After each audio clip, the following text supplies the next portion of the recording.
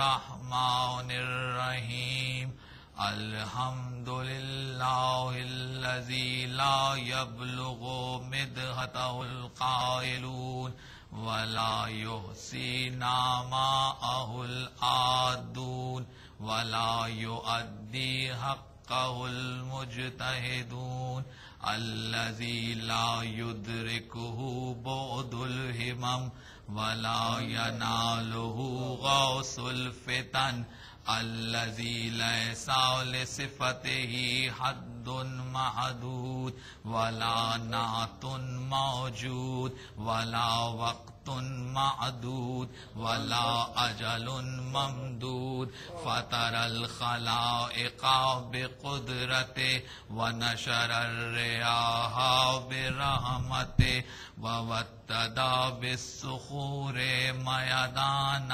ارضه مختلف عليه دهر فيختلف منه الحال ولا كان في مكان فيجوز عليه الانتقال جلت عظمته والصلاة والسلام على سید اصل ما فی الوجود سر اللہ فی کل موجود نقطۃ دائرۃ الوجود صاحب اللواء الحمد والمقام المحمود ابی القاسم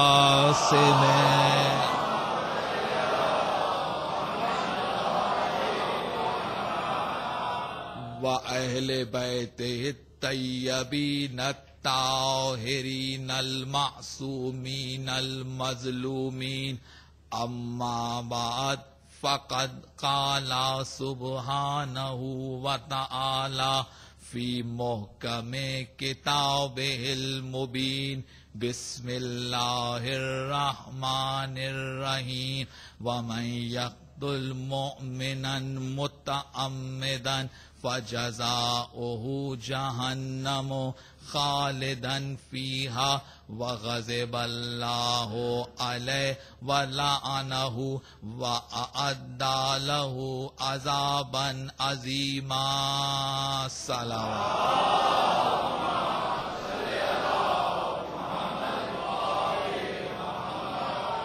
عزیزان محترم، آج کی اس مجلس عزا کے لیے جس آئے مبارکہ کو سرنامہ کلام بنایا گیا وہ آئے مبارکہ سورہ نساء کی ہے۔ سورہ نساء قرآن مجید کا چوتھا سورہ ہے اور جس آئے مبارکہ کی تلاوت کا شرف حاصل کیا گیا اس کا نشان 93 ہے۔ اعلان رب العزت ہو رہا ہے وَمَن يَقْتُلْ مُؤْمِنًا مُتَعَمِّدًا فَجَزَاؤُهُ جَهَنَّمُ خَالِدًا فِيهَا، جس نے بھی کسی مومن کو بے گناہ قتل کر دیا اب اس کا ٹھکانہ جہنم ہے جہاں وہ ابد تک رہے گا۔ وَغَضِبَ اللَّهُ عَلَيْهِ، اللہ کا غضب اس پہ نازل ہوگا، وَلَعَنَهُ، اللہ کی لعنت اس پہ ہے، وَأَعَدَّ لَهُ عَذَابًا عَظِيمًا، اور اللہ نے عذاب عظیم اس کے لیے تیار کر رکھا ہے۔ آج کے موجودہ حالات پہ نظر ڈالیں تو دنیا میں ظلم و تشدد ہو رہا ہے اور معاشرہ معاشی استحصال کا شکار ہے۔ آج جتنے بھی مسائل دنیا میں ہیں ان سارے مسائل کا حل قرآن میں اور سنت محمد مصطفیٰ صلی اللہ علیہ وآلہ وسلم کے اندر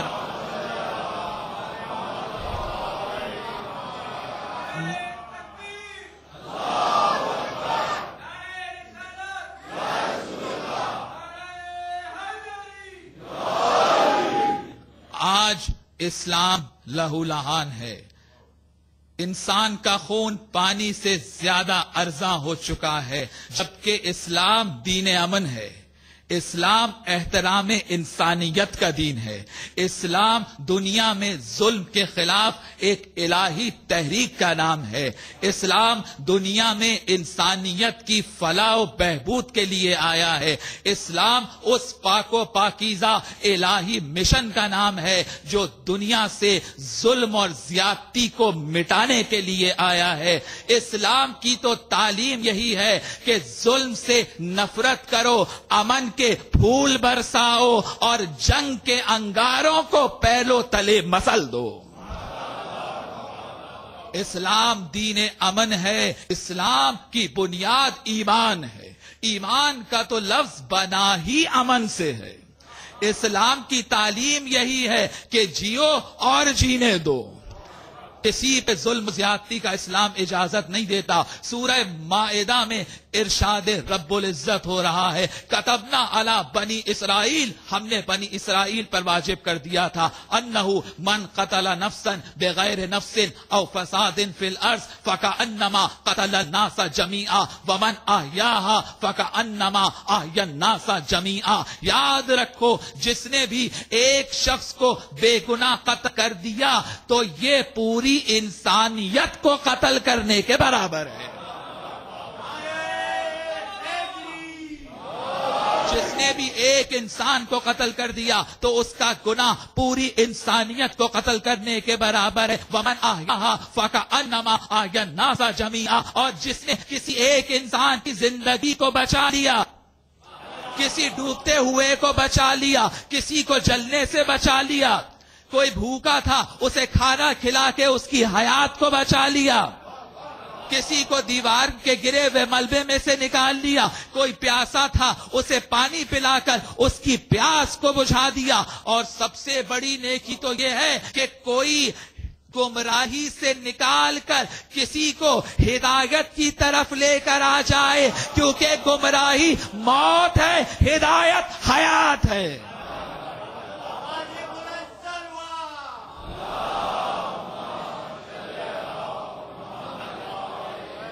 قرآن کے نزدیک ایک جان کی قیمت اتنی ہے، اگر ایک انسان کو قتل کر دیا تو اس کا گناہ پوری انسانیت کو قتل کر دینے کے برابر ہے.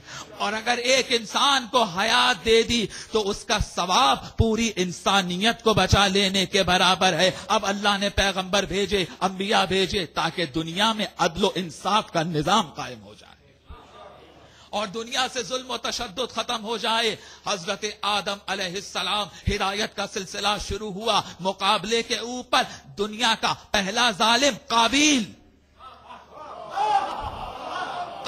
سے ظلم کا سلسلہ شروع ہوا.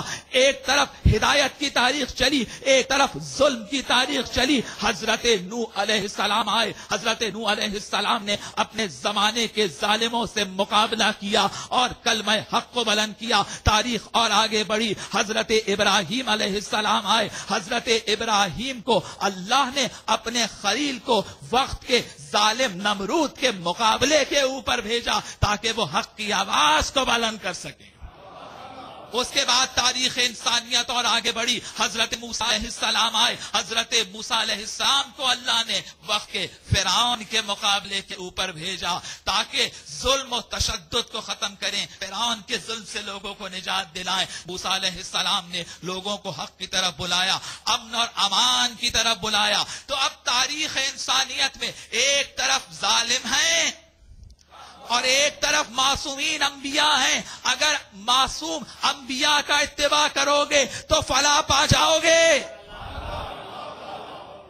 اور اگر ظلم کو پسند کرو گے تو سورہ ہود میں آواز دی، لا ترکنوا الی الذین ظلموا فتمسکم النار. جن لوگوں نے ظلم کیا ہے اگر ہلکا سا جھکاؤ بھی تمہارا ان کی طرف ہوا تو جہنم تمہیں خود اپنی طرف بلا لے گا.